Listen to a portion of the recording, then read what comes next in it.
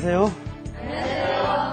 예, 요즘 일상생활을 보시면 일기예보를 보는 게 하나의 하루 일과 중에 하나시죠?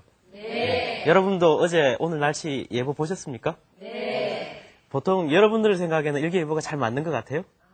아니에요? 요즘 많이 나아졌다고 하는데 예전에만 하더라도 참 일기예보가 잘 안 맞았죠. 그래서 기상청에서 야외 가는 날은 꼭 비가 온다고 그런 농담도 있고 그랬었는데, 일기예보뿐만 아니라 우리 일상생활에 보면 수도 없이 많은 확률과 관련된 정보들이 나와 있어요. 오늘 제가 오다가 보니까 지하철역에 이렇게 암과 관련해서 이렇게 홍보 포스터가 붙었는데, 거기도 뭐 몇 명 중에 몇 명이 암에 걸려서 사망하고 막 이런 자료들이라든가, 뉴스나 신문을 보시면 끊임없이 이 확률과 관련된 자료들이 이제 나와 있는데, 그 자료들을 잘 이해 못하는 분들이 대단히 많으신 것 같아요. 가령 비가 올 확률이 60%다. 그러면 그 말이 뭘 뜻하는 걸까요? 내일 10시간 중에 6시간 비가 온다는 이야기인가요? 아니요. 그러면 그 60%란 말이 비가 온다는 말이에요? 안 온다는 말이에요? 올 가능성이 좀 더 많다. 만약에 60% 온다 그래 놓고 비가 안 오면 어떻게 해요? 일기예보가 틀린 건가요? 네. 그래서 그 개념 자체도 좀 이해하기가 좀 어려운 부분들이 있고, 또 좀 더 생각하면 그런 자료는 그 60%라는 이야기를 어떻게 알았을까요? 기상청에서는. 그런 자료를 만들어내는 과정 같은 것들, 이런 것들이 이제 아주 잘 이해가 안 되시는 것 같고, 초등학생들에서 이제 처음 확률을 배우거든요. 6학년에 처음 도입이 되는데, 그러다가 중학교 2학년 가서 좀 더 자세하게 배워요. 근데 확률 개념이 상당히 아이들이 이해하기 상당히 어려운 구석들이 많아요. 그리고 그러다 보니까 학생들이 확률을 계산하는 그런 계산법 같은 것들을 많이 연습을 하는데, 실제로 그게 어떤 의미를 지니는지에 관해서 잘 모르는 것 같은 그런 보고들이 있거든요. 그래서 오늘은 확률 개념이 역사적으로 어떻게 생겨져 왔느냐, 그리고 수학자들이 어떤 고민을 했느냐, 그리고 그런 걸 바탕으로 해서 우리가 학생들하고 같이 확률 공부를 어떻게 하면 좋을까 하는 그런 이야기들을 이제 해드릴까 합니다. 우선 여기 화면을 보시면 몇 가지 확률을 사용하는 예가 제가 정리를 해봤는데요. 크게 세 가지 형태가 있는 것 같아요. 그러니까 내일 비가 올 확률이 몇 프로다, 이럴 때 확률을 쓰기도 하고, 동전의 앞면이 나올 확률이 뭐 2분의 1이다. 뭐 주사위를 던져서 1의 눈이 나올 확률이 6분의 1이다. 뭐 이럴 때 쓰는 경우. 그리고 이런 경우도 있죠. 남편이 생일 선물 사가지고 올 확률이 1%다. 뭐 이런 경우는 1%다, 2%다 큰 차이가 없죠. 그런데 이 경우는 50%다, 51%다 다른 의미를 가진다는 거예요. 비슷비슷한 의미이긴 한데 조금씩 다른 의미를 가지기도 하고요. 그래서 오늘은 확률이 만들어지는 과정을 보면서 이 말들이 어떻게 차이가 나는지, 확률이 어떻게 쓰여지는지 이런 것들을 좀 자세하게 살펴보겠습니다. 확률과 관련해가지고는 많은 확률이라는 개념이 만들어진 건 아주 최근의 일이고요. 확률이 쓰일 만한 그런 상황들을 사용한 예는 아주 오래전부터 시작된다고 그래요. 여기 보시면 주사위가 있죠. 네. 오늘날에도 이게 주사위가 사용되는데, 이 주사위가 언제부터 사용됐냐 하면 기원전 3500년. 그러니까 지금으로부터 한 5500년 전에 유적지에서도 이런 게 나온다 그래요. 그때는 양의 뼈를 깎아가지고 이렇게 만들었다 그러는데, 그 다음에 바빌로니아 유적에서 보면 자기로 이걸 아주 정교한 정육면체를 만들어가지고 사용했다 그래요. 아마 이 정육면체를 왜 사용했을까로 추측해보면, 고고학자들 이야기가, 그러니까, 재산을 분배한다든가, 아니면 이렇게 영지가 늘어났을 때 영지를 나눠준다든가, 이런 식으로 분배를 하거나 할 때, 이제, 어떤 특별한 사람한테 더 준다는 그런 게 아니라 공정하게 하기 위해서는 그냥 무작위로, 우연히 일어나는 일로 이렇게 해결을 했다는 거죠. 그러니까, 우연히 일어나면 공정하다고 생각하는 거죠. 그 다음에 또, 주사위 같은 게 또 사용된 게 뭐냐면, 우리 주로 뭐 할 때 써요, 이거? 게임할 때 쓰잖아요. 네. 그래서 로마 시대부터 이 주사위를 던져가지고 눈이 나오는 걸 이렇게 구하고 하는 그런 게임들이 유행을 했다고 그래요. 우리나라도 마찬가지로 그런 게임 같은 것들이 많이 발달했는데, 지금 보이시는 게 이게 안압지에서 출토된 주사위라고 그래요. 신기하게 생겼죠. 이게 14면체인데, 여기 보시면 면마다 이렇게 사자로, 네자로 이렇게 글자가 써 있었어요. 그러니까 안압지가 뭔지 아시죠? 그러니까 이렇게 아마 왕과 귀족들이 모여서 이제 풍류를 즐기는 그런 장소에서 게임을 했는가 본데, 여기 보시면 한 예만 들어보시면 여기 음진대소네요. 음진대소라는 뜻이 뭐냐면 다 마시고 크게 웃기. 여기 돌아보면 금성장무라 그래가지고 소리 없이 춤추기. 그러니까 천여 년 전에 사람들도 노는 게 풍류를 즐기는 게 오늘날하고 비슷한가 봅니다. 그러니까 이렇게 주사위를 사용해서 게임을 하거나 하는 거는 아주 고대로부터 현대에 이르기까지 계속 사용되어 왔는데, 이런 무작위한, 그러니까 임의로 이루어진 우연히 일어나는 현상에 대해서 수학적으로 탐구를 시작한 건 아주 최근의 일이라고 그래요. 다른 수학 개념에 비해서 상당히 늦게 발전하게 되는데, 그 이유는 아마도 이 우연히 일어나는 일은 그 합리적인 것이 아니기 때문에 이렇게 이론적으로, 학문적으로 연구할 필요성을 못 느꼈던가 봐요. 그래서 최초로 이제 그 수학적으로 확률을 다루기 시작한 사람은 수학자이면서 도박사이기도 하고 막 마술 같은 거 좋아했던 가르다뇨라는 사람에 의해서 이루어졌다고 그래요. 아마 1500년대경 같은데, 그 사람이 되게 좀 특이한 사람이었어요. 그 수학적인 업적도 많지만 되게 특이한 사람이었는데, 미신 같은 것도 잘 믿고 뭐 점성술 이런 것도 하고 막 그랬던 모양인데, 자기가 죽을 날짜를 예언을 했대요. 그런데 그날 자기가 안 죽으니까 그 예언을 지키기 위해서 자살을 했다는 아주 엉뚱한 사람인데, 그런 가르다뇨라든가 갈릴레오도 도박을 되게 좋아했다고 그래요. 그런 사람들에 의해서 처음으로 문헌으로 이제 주사위를 던지는 것에 관한 연구가 이제 시작된 거라고 하더라고요. 근데 그 당시에 이제만 하더라도 주사위를 3개를 던져서 하는 게임이 유행을 한 모양인데, 그 3개의 주사위를 던져서 나올 수 있는 경우의 수가 몇 가지인지를 정확하게 몰랐다고 그래요. 그 주사위 하나를 던지면 몇 가지 경우가 나옵니까? 6가지. 2개를 던지면 36개, 그죠? 1 나오고 난 뒤에 또 6가지 경우가 있고, 2 나오는데 6가지. 그러니까 36개. 3개 던지면, 현대인들은 다 6 곱하기 6 곱하기 6에서 216가지라고 생각을 하는데, 그 1500년대 정도, 그 무렵만 하더라도 그게 56가지인가 밖에 안 된다고 생각을 했다고 그래요. 근데 왜 그게 그런 오류가 생겼는지, 왜 216가지가 되는지 이런 것들을 이제 가르다뇨나 갈릴레오가 이제 체계적으로 밝히기 시작한다고 그러죠. 거기서부터 시작해가지고 그 이후에 이제 본격적으로 확률이 연구되기 시작한 거는 페르마와 파스칼에 의해서 이루어진다 그러는데, 역시 그 두 사람이 확률에 관해서 연구를 하게 된 것도 도박사 친구 때문에 그렇다고 그래요. 도박사 친구가 게임을 하다가 이렇게 이제 문제가 생긴 거예요. 그래서 친한 그 수학자 친구한테 어떻게 해결하면 좋겠느냐 물어보고, 이제 수학자들이 이제 본격적으로 그 문제를 연구하기 시작하죠. 자, 그 문제를 보시면, 테니스 대회에 100만 원의 상금이 걸려 있다.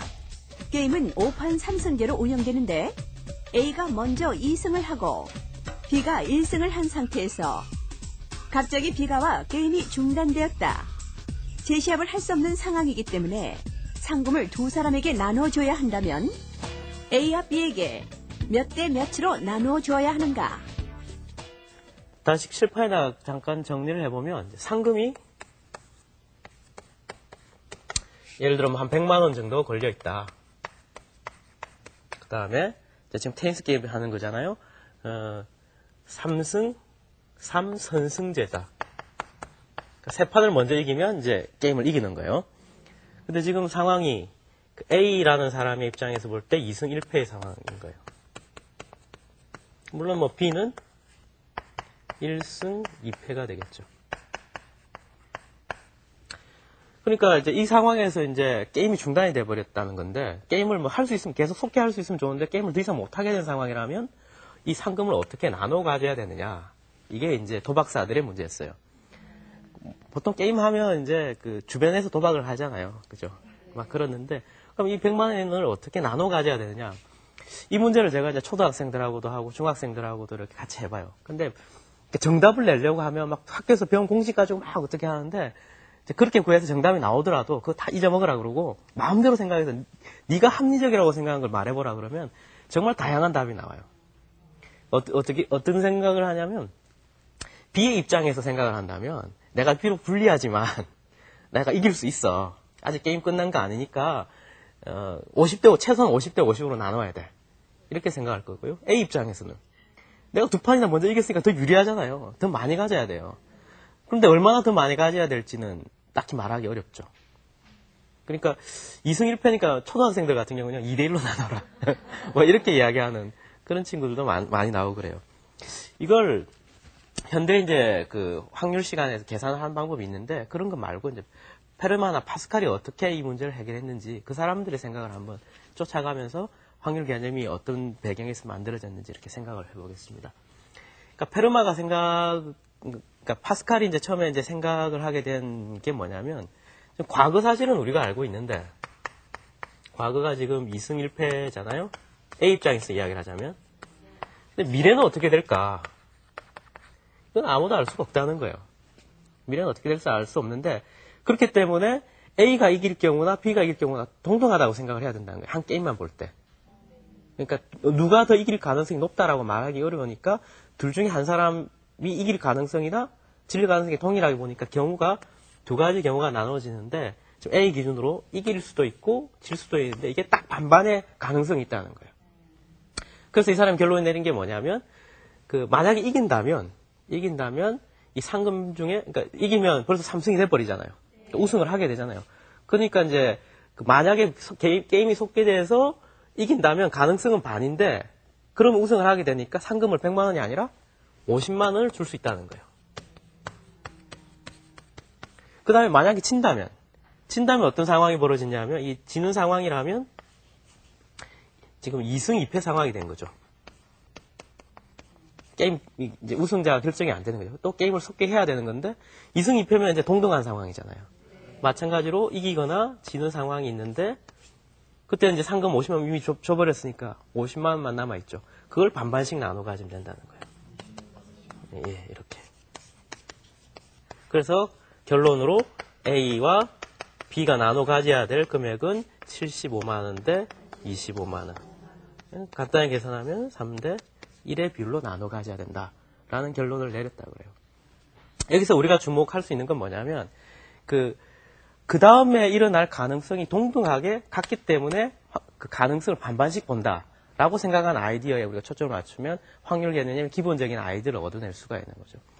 이게 이제 파스칼 이후에 이제 19세기로 넘어와서 라플라스라는 사람이 그 확률에 대한 그런 개념을 이제 좀 더 정립을 하게 되는데 그래서 확률 개념이란 게 뭐냐? 중요한 건 일단 일어날 가능성이 동등한 경우에 일어날 수 있는 모든 경우와 일어날 경우의 비로 확률을 구하자.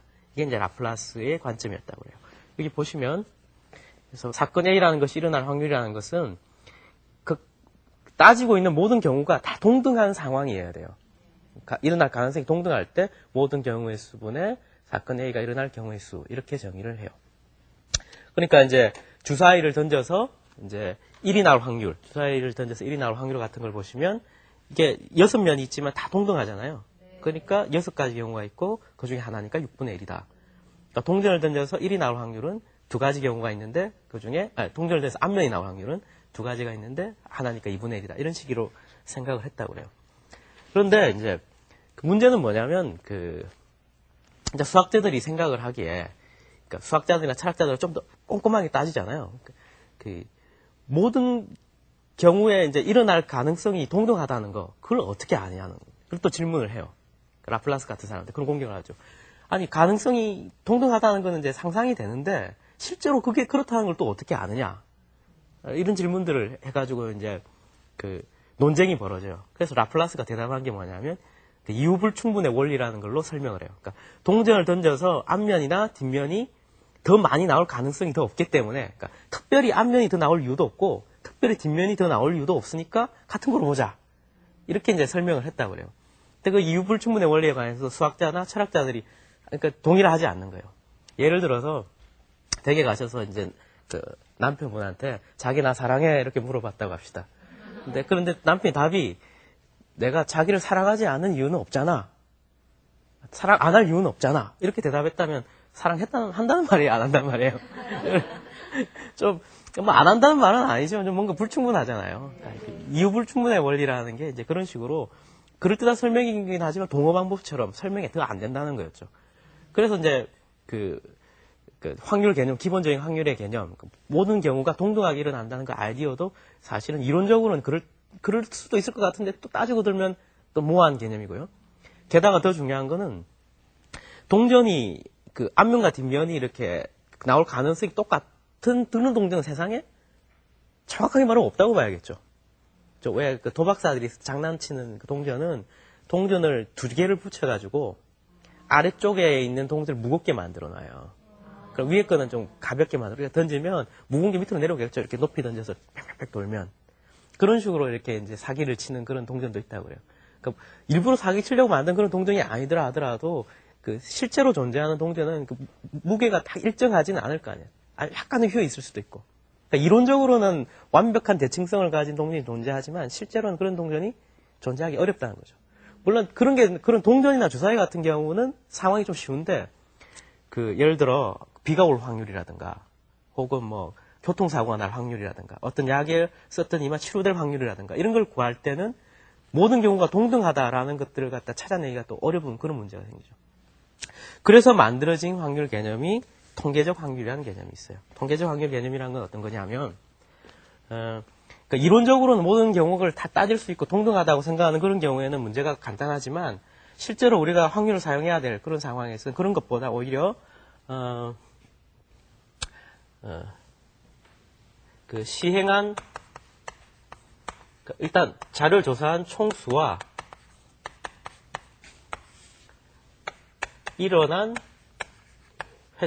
횟수의 비를 갖다가 구할 수 있겠죠. 무슨 자료를 구하는데 전체 개수가 얼마냐, 그리고 그때 우리가 원하는 어떤 사건이 일어날 경우가 얼마냐, 이런 자료를 구할 수 있겠죠. 그러니까 예를 들어 어떤 치료약을 갖다가 투약을 했다. 그러니까 뭐 100명에게 넣었다, 1000명에게 넣었다. 그게다가 그 치료약을 먹고 나는데 나았다, 몇 명이 나았다, 이런 자료를 구할 수 있잖아요. 근데 중요한 건 과거예요. 일어난 횟수. 이걸 갖다가 시행한 것분에 일어난 횟수를 갖다가 모아놓은 걸 상대도수라고 이렇게 말을 해요. 근데 이 상대도수를 구하는 것은 과거의 데이터를 가지고 있으면 상대도수는 우리가 구할 수가 있는데, 이것으로부터 이 시행한 숫자를 갖다가 계속 늘려가면 이 값이 어느 일정한 값에 가까이 간다고 할 때, 그때 우리 이 상대도수의 극한으로 새롭게 확률을 정의한 것이 통계적 확률이라는 거예요.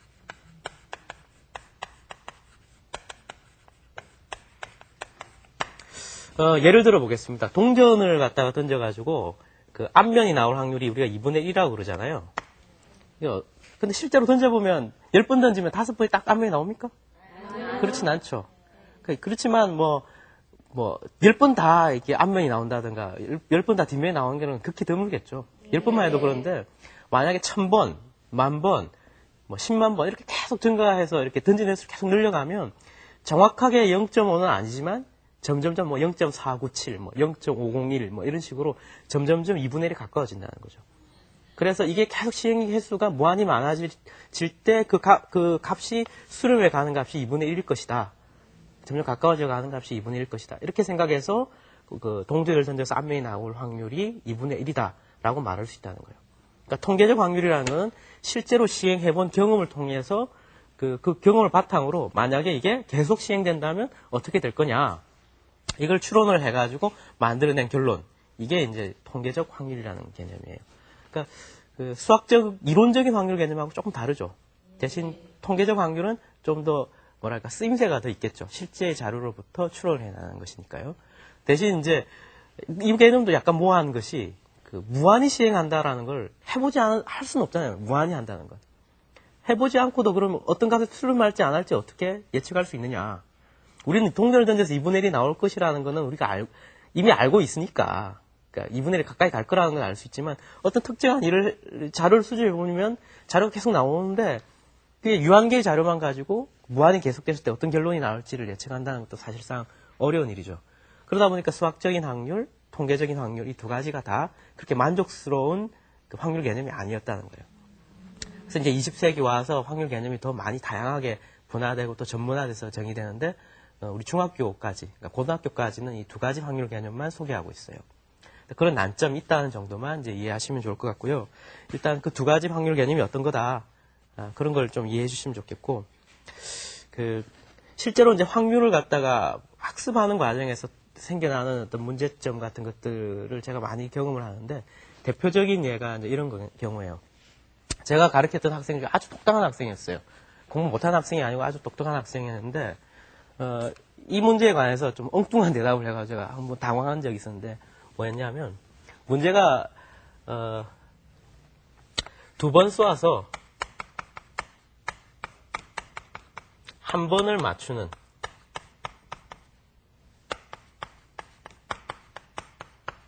사수가 있다고 해요. 이게 이제 확률이 2분의 1이라는 거죠. 2번 쏠 때마다 한 번 맞추는 사수인데, 3번을 쏘아서 해서 한 번도 안 맞을 경우가 확률이 얼마큼 되느냐. 이걸 구하라는 거였어요. 그러면 이제 우리가 이제 그러니까 중학교 학생들이나 이제 우리가 알고 있는 수학 시간에 배운 방법으로 이 문제를 풀면 어떻게 풀냐면 두 번 써서 한 번 맞춘다는 그 맞추는 확률이 2분의 1이라는 거 아니에요. 그죠? 그럼 세 번 썼는데 첫 번째도 안 맞고 두 번째도 안 맞고 세 번째도 안 맞고 이런 일이 벌어질 가능성을 찾는 거 아니에요. 그래서 2분의 1 곱하기 2분의 1 곱하기 2분의 1 해서 8분의 1이다. 그러니까 세 번 쌓아서 세 번도 안 맞을 확률은 8분의 1이다. 이렇게 계산하는 게 이제 교과서에 나온 풀이에요. 근데 이 친구가 다 대답을 어떻게 했냐면 분명 이것도 교과서에 나오는 풀이라서 걔는 알고 있는데 저한테 이렇게 묻는 거예요. 두 번을 쏘아서 한 번을 맞춘다고 그랬는데 세 번을 쏘면 벌써 두 번을 쏜 거 아니에요. 그러니까 벌써 한 번 맞았잖아. 두 번을 쏘면 한 번 맞는다고 그랬으니까. 그러니까 이런 일이 안 일어난다는 거예요. 제로라는 거예요. 확률은. 학생 똑똑한 학생입니까? 그럴 듯 해요? 이게 보통 사람들이 가지고 있는 확률의 기본적인 오개념 중에 하나인 것 같아요. 그러니까 이 문제를 좀 쉬운 상황으로 바꿔 생각하면 그렇게 어려운 문제가 아니었던 건데 마치 그러니까 동전을 던져가지고 앞면이 나올 확률 2분의 1이라는 거 알잖아요? 그러면 동전 두 번 던지면 앞면이 한 번 나옵니까? 그렇지가 않잖아요. 그러니까 저 말도 이제 어떻게 해석하냐 나름인데 두 번 쏘아서 한 번 맞춘다는 그 문구를 확률이 2분의 1이라고 볼 거냐, 가능성이 2분의 1이라고 볼 것이냐, 아니면 진짜 두 번 쏠 때마다 한 번 맞는 그런 상황으로 이해할 거냐의 차이인 것 같아요. 그러니까 문제가 좀 애매하게 출제된 것이긴 하지만 두 번 쏠 때마다 한 번 맞는 그런 일이 잘 일어나진 않죠, 그죠? 아주 문제 만들려고 하는 그런 상황에 있지 잘 일어나는 일이 아니라고 본다면 확률을 해석하는 것이 더 타당하겠죠. 이렇게 이 친구가 가지고 있던 오개념이나 많은 사람들이 가지고 있는 그 오개념이 뭐냐면 확률이라는 것이 미래의 일을 확정적으로 이야기해 줄 것으로 기대한다는 거예요. 근데 그 막연한 가능성일 뿐인데 그게 실제로 일어날 것으로 생각하는 그런 오개념을 가지고 있다는 거죠. 조금 더 발전된 오개념이 어떤 게 있냐면 어떤 사람이 미국에서 제일 IQ가 좋은 사람한테 엽서가 날라왔대요. 그 엽서에 의하면 자기가 궁금한 게 있는데 대답 좀 해달라 이러면서 이제 엽서가 왔는데 엽서의 질문이 뭐냐면 동전을 던져가지고 100번을 던졌는데 다 앞면이 나왔다는 거예요. 그러면 그런 경우에 101번째 던졌을 때 동전의 앞면이 나올 확률이 50%다. 2분의 1이라고 말할 수 있느냐 아니냐를 물어본 거예요. 여러분 생각 어떻습니까? 벌써 동전을 갖다 100번 던져서 앞면만 계속 나왔어요. 그러면 101번째는 앞면이 나올 것 같아요? 뒷면이 더 많이 나올 것 같아요? 반반? 여전히 반반이요? 근데 야구 프로 같은 거 보면 어떤 이야기가 나오냐면, 4타수 4만타 정도 되는, 그러니까 3할 정도 되는 타자가 3번 나와서 3번 다 안타를 못 쳤어요. 그러면 야구 해설위원이 이렇게 이야기하죠. 이제 한 방 나올 때가 됐는데요. 이렇게 이야기를 하신다는 거예요. 그 이유는 뭐냐면, 사람들이 가지고 있는 확률에 대한 기대가 미래의 것을 확정적으로 이야기해 줄 것으로 기대하기 때문이라고 생각하는 그런 기본적인 관념에서 비롯된 거라고 할 수 있어요. 근데 이런 경우에는 미리 시행했던 일들이 그 다음 사건에 영향을 미치지 않기 때문에 전혀 영향을 미치지 않는 여전히 3할이고 100번이 앞면에 나온다고 하더라도 101번째는 여전히 앞면에 나올 확률이 2분의 1밖에 되지 않는 경우죠. 이렇게 이 확률 개념이 가지고 있는 것이 보통의 이론들은 뭔가 원인과 결과가 확실한 그런 지식들인데 확률은 그냥 막연한 가능성만 준다는 거예요. 그러다 보니까 확률 개념이 좀 애매하고 불완전하게 느껴지고 그러다 보니까 수학적으로 늦게 발달했다 그러고요. 그러니까 우리가 지금까지 이제 두 개의 확률 개념을 봤는데 그럼 아까 처음에 제가 말씀드렸던 그 문제로 한번 돌아가 볼까요? 이제 이 세 가지 확률 개념이 어떻게 조금씩 다른지 이제 이해가 어떻게 만들어진 건지 이해가 되실까요? 네. 맨 마지막에 있는 걸 보시면 이거는 어떤 학문적 지식으로서의 확률 개념이 아니라 주관적인 어떤 신념을 표현하는 거죠. 그러니까 이게 1%나 2%가 이게 중요한 게 아니고 그냥 내가 판단을 할 때 내 느낌상 주관적으로 내 생각이 그냥 항상 갖고 올 거다 이런 거죠.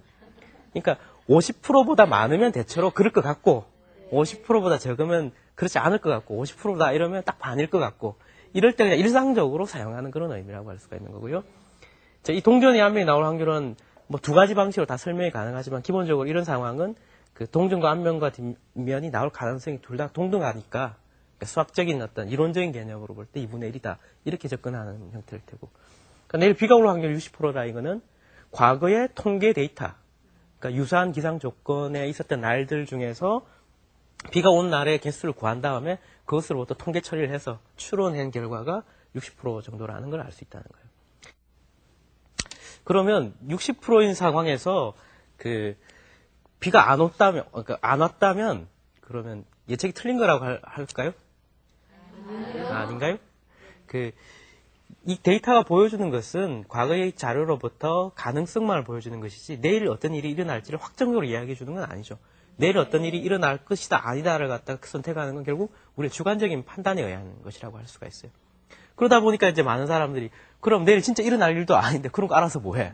뭐 이런 식으로 생각하는지 모르겠지만 한 케이스들은 별로 의미가 없을런지 모르지만 케이스들이 많아지면 어떤 경향성들이 더 분명해지는 그런 상황에서 확률 개념이 더 많이 쓰이게 돼요. 쉽게 이야기를 드리면 보험회사 같은 경우 있죠.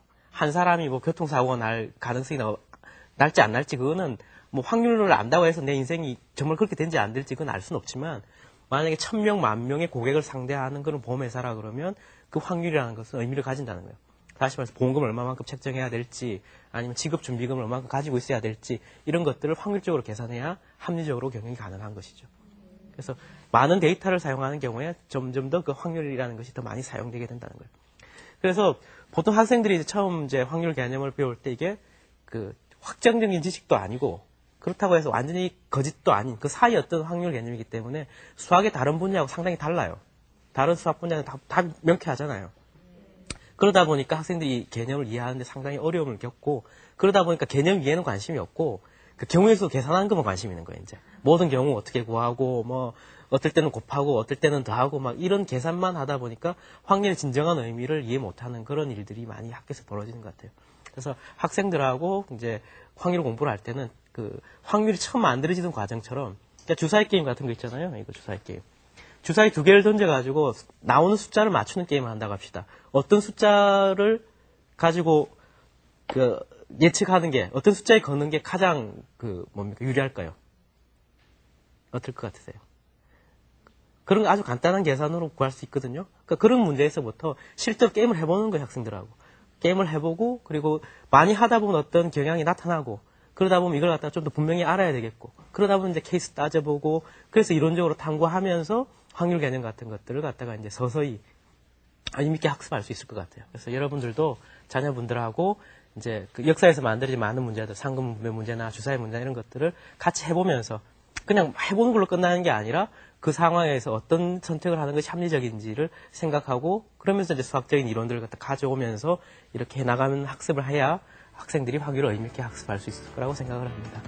예, 오늘 수고 많으셨습니다. 여기까지 하겠습니다. 감사합니다.